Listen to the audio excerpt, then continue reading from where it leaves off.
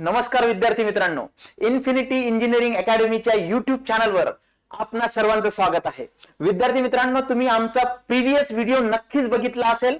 ONGC ची जी jumbo advertisement आलेली आहे, 900+ जागांची ही ऍडव्हर्टाइजमेंट आहे।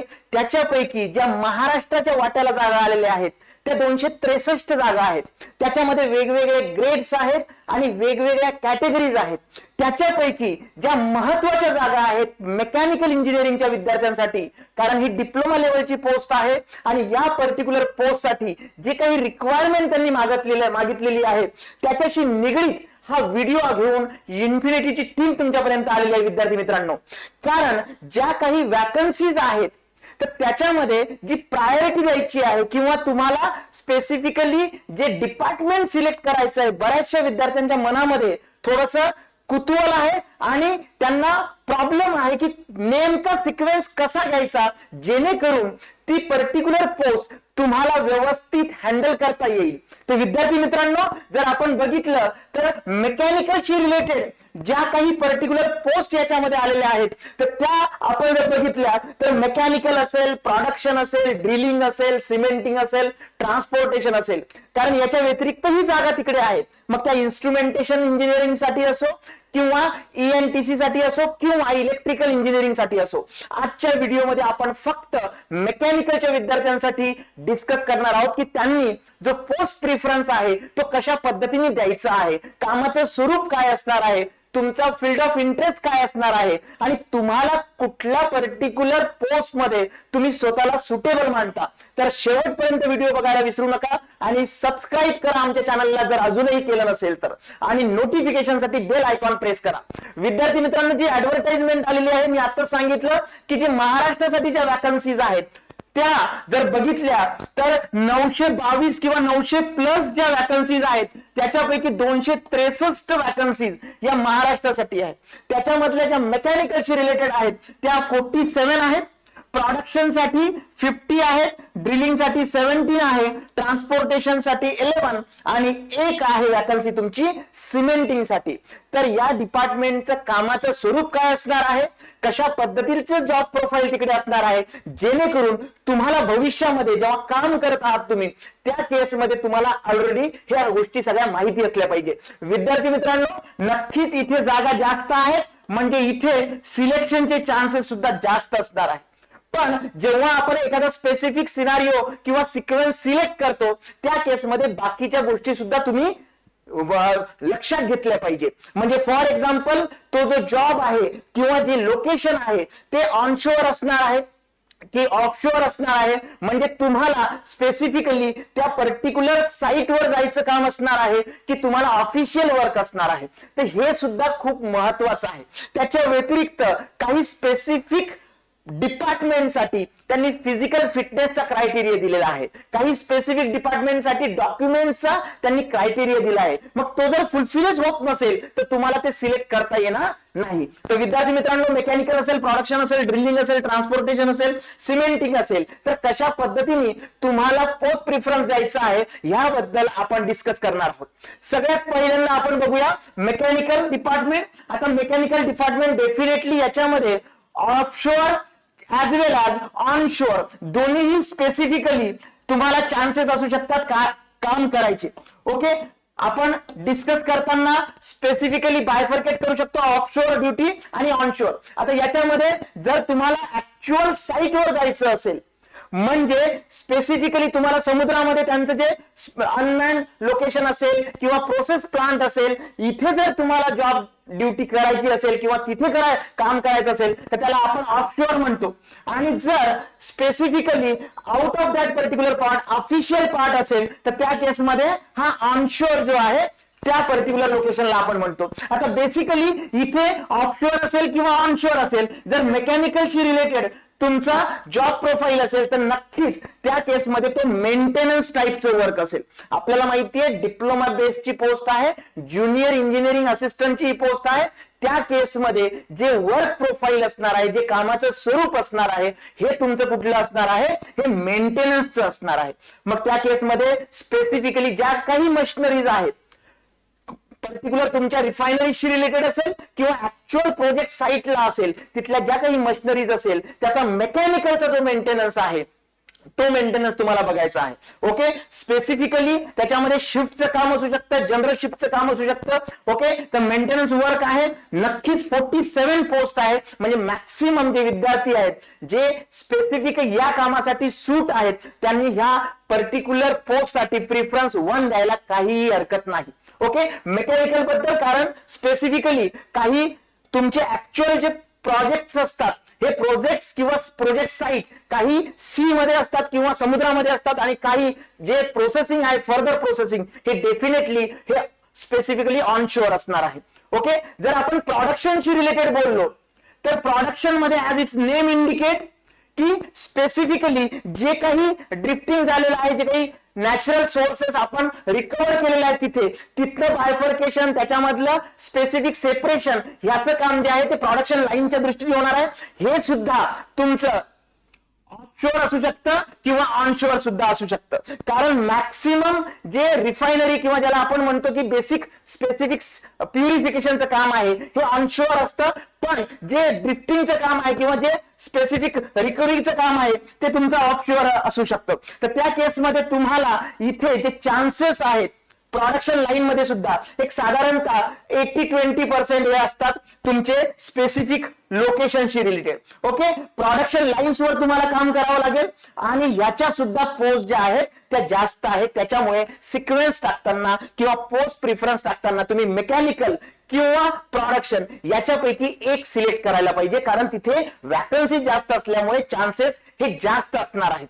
ओके, स्पेसिफिकली जसं आता मी सांगितलं की प्रोडक्शन मध्ये एक तर ऑफशोअर असेल किंवा ऑनशोअर असेल, तर बेसिकली जे लोकेशन असतात की जिथे ऍक्च्युअल त्या वेल्स असतात किंवा सोर्सेस असतात जे समुद्राच्या आतमध्ये असतात, तर त्या पर्टिक्युलर लोकेशनला हे बायफर्केट केलेलं आहे तुमचं अनमॅन्ड प्लॅटफॉर्म आणि प्रोसेस प्लॅटफॉर्म मध्ये. आता अनमॅन्ड प्लॅटफॉर्म म्हणजे काय की जिथे ऍक्च्युअली सोर्सेस असतात खाली, मग त्या वेलच्या स्वरूपात असेल, एखाद्या ड्रिलिंगच्या स्वरूपात असेल, तिथनं ते नॅचरल जे सोर्सेस आहेत ते तिथनं लिफ्ट करतात. मग आता त्या केसमध्ये अनमॅन प्लॅटफॉर्म, आता हे जे स्पेसिफिक इमेज आहे ही अनमॅन प्लॅटफॉर्मची आहे. इथे कुठलाही एम्प्लॉई हा राहत नाही, पण याच्या खाली स्पेसिफिकली समुद्राच्या आतमध्ये वेल्स असणार आहे आणि तिथनं जे काही नॅचरल सोर्सेस आहेत हे लिफ्ट केले जातात. ओके, स्पेसिफिकली हेलिकॉप्टर म्हणा किंवा एरियल ट्रान्सपोर्टेशननी ते एम्प्लॉई इथे आणून सोडले जातात, ते त्यांच्या शिफ्ट मध्ये काम करतात आणि त्यांची शिफ्ट संपली की ते डायरेक्ट तुमच्या स्पेसिफिक लोकेशनला, ज्याला आपण प्रोसेस प्लॅटफॉर्म, कारण इथे त्यांची राहण्याची सोय केलेली असते स्पेसिफिकली. ओके, तर तिथे ते पर्टिक्युलर एम्प्लॉई त्यांची शिफ्ट झाल्यानंतर येतात. म्हणजे इथे खाली ज्या काही वेल्स आहेत, जे काही सोर्सेस आहेत, तिथलं कामाचं स्वरूप हे सुद्धा तुमच्या अनमॅन प्लॅटफॉर्मशी रिलेटेड आहे आणि तिथेही प्रोडक्शन लाईन्स असणार आणि इथेही प्रोडक्शन लाईन्स असणार. आणि इथनं परत स्पेसिफिकली ऑन शोअर सुद्धा जे फर्दर प्रोसेसिंग आहे प्रोडक्शन मधलीच, तिथे सुद्धा काम आहे, पण तिथे कामाचं स्वरूप एक साधारणतः 20% हे असू शकतं. त्यानंतर नेक्स्ट जे डिपार्टमेंट आहे ते ड्रिलिंग डिपार्टमेंट आहे. बघा, आपण डिस्कस करतोय मेकॅनिकल मध्ये 47 पोस्ट आहेत, प्रोडक्शन मध्ये 50 पोस्ट आहेत आणि ह्यात सगळ्यात जास्त पोस्ट आहेत. त्याच्यामुळे चान्सेस जे सिलेक्शनचे आहेत ते त्या डिपार्टमेंट मध्ये आहे आणि तिथे तुम्हाला मॅक्सिमम चान्स आहे त्या पर्टिक्युलर पोस्टला ग्रॅब करण्यासाठी. आता त्यानंतर जे नेक्स्ट पर्टिक्युलर डिपार्टमेंट आहे ते आहे ड्रिलिंग डिपार्टमेंट. डेफिनेटली याच्यासाठी फिजिकल फिटनेस लागणार आहे. याच्यासाठी त्यांनी क्रायटेरिया दिलाय, मग ते आयसाईटचा क्रायटेरिया असेल, हाईटचा असेल, वेटचा असेल, तर फिजिकल कन्स्टंट आहे, ज्याच्यामुळे जे फिजिकली स्ट्रॉंग नाहीत त्यांनी ड्रिलिंग मध्ये जाऊच नाही, त्यांनी तो स्पेसिफिक ऑप्शन टाकू नये. आणि सगळ्यात महत्वाचं म्हणजे एकच पोस्ट आहे, त्याच्यामुळे तिथे मॅक्सिमम चान्सेस हे कमी आहेत. त्याच्यामुळे ज्यांची फिजिकल फिटनेस आहे, कारण हे ड्रिलिंगचं काम असतं, साधारणतः जर आपण बघितलं तर 8 ते 9 तासाची शिफ्ट असते. पण गुजरात मॉडेल जर बघितलं आपण तर तिथे काय केलेलं आहे त्यांनी 12 तासाची शिफ्ट आहे आणि त्या केसमध्ये तुम्ही 12 तासाची शिफ्ट केली की 2 दिवस तुम्हाला सुट्टी मिळते. ओके, तर त्या केसमध्ये ड्रिलिंग मध्ये सगळ्यात मेहनतीचं काम आहे. तिथे फिजिकल स्ट्रॉंगनेस तुमची असलीच पाहिजे आणि डेफिनेटली हे ऑनशोअर नसणार आहे, फक्त ऑफशोअर म्हणजे सी शोअर मध्ये स्पेसिफिकली त्या डेप्थ मध्ये तुम्हाला जाऊन तिथे काम करावं लागणार आहे. आणि हे कामाचं जे स्वरूप आहे हे हेवी वर्क असणार आहे. Those are physically strong, they should go for that one, and those having their willing to do over there or work over there, they should just keep this particular option. तर हे drilling डिपार्टमेंटशी related आहे. बघा इथे वेल्सचे जे specific particular areas दाखवलेले आहेत, हा अनमॅन platform आहे आणि याच्या खाली त्या विहिरी आहेत की जिथनं नॅचरल रिसोर्सेस आपण लिफ्ट करतो. इथे ते ड्रिलिंगचं काम असणार आहे. डेफिनेटली हेवी वर्क आहे आणि खूप हेवी वर्क असणार आहे. नेक्स्ट वन आहे ट्रान्सपोर्टेशन. सगळ्यात मला असं वाटतं की क्रीम डिपार्टमेंट आहे. ऑनशोर मॅक्सिमम काम चालतं, जसं इथे ही बिल्डिंग दाखवली आहे याच्यामध्ये काम चालतं. Heavy motor vehicle licence, this is a mandatory document for this. जसं इथे फिजिकल फिटनेस पाहिजे होती, ज्यांच्याकडे फिजिकल फिटनेस त्या क्रायटेरियामध्ये बसत नाही त्यांनी हा ऑप्शन टाकायचा नाही किंवा हे डिपार्टमेंट टाकायचं नाही. तसंच इथे ज्यांच्याकडे हेवी मोटर व्हेकलचे लायसन नाहीये त्यांनी इथे जायचं नाही, नाहीतर ते त्या सिस्टीमच्या बाहेर पडतील. ओके, तर हे मॅन्डेटरी डॉक्युमेंट त्यांनी म्हटलेलं आहे. डेफिनेटली ऑनशोर आणि ट्रान्सपोर्टेशनशी रिलेटेड मेंटल वर्क असणार आहे, ऑफिशियल वर्क असणार आहे आणि क्रीम डिपार्टमेंट आहे. 11 पोस्ट याच्यासाठी आहे विद्यार्थी मित्रांनो. ओके, आणि सगळ्यात शेवटचं ते म्हणजे सिमेंटिंग. आता सिमेंटिंग मध्ये सुद्धा बेसिकली जर आपण बघितलं तर ह्या जर डायग्राम्स आपण बघितल्या तर ज्या काही पर्टिक्युलर वेल्स तिथे बोर केल्या जातात तर त्या केसमध्ये त्या बोर क्लोज होऊ नये त्याच्यासाठी इथे आतमध्ये कमी डायमीटरचं म्हणजे त्या बोरच्या कमी डायमीटरचा पाईपलाईन टाकली जाते आणि याच्यामधनं सिमेंटिंग हे या एरियामध्ये प्रोव्हाइड केलं जातं. ओके, आणि ते जे काम आहे हे काम सुद्धा असं नाही की कंटिन्युअस काम असतं, पण त्या पर्टिक्युलर एरियामध्ये तेवढं सिमेंटिंगचं काम करण्याचा जो जॉब प्रोफाईल आहे तो तुमच्या सिमेंटिंग डिपार्टमेंटचा आहे. डेफिनेटली ऑफशोर असणार आहे, ऑनशोर ह्या वेल्स नसतात आणि त्याच्यामुळे हे जे जॉब प्रोफाईल आहे हे तुम्हाला समुद्रामध्ये जाऊनच काम करावं लागतं. त्याच्यामध्ये नक्की शिफ्टिंग असते आणि त्या केसमध्ये तुम्हाला शिफ्ट वाईज काम करून हे पर्टिक्युलर जॉब प्रोफाईल कंप्लीट करावं लागतं.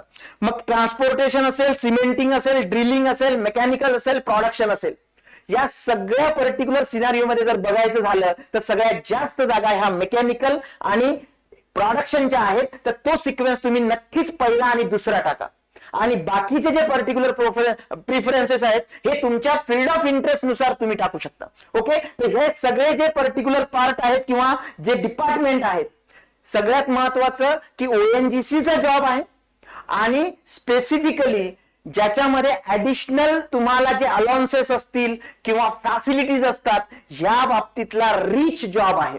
त्याच्यामुळे तुम्ही सिक्वेन्स टाकताना असा सिक्वेन्स टाका की तुमचा फील्ड ऑफ इंटरेस्टही मेंटेन झाला पाहिजे.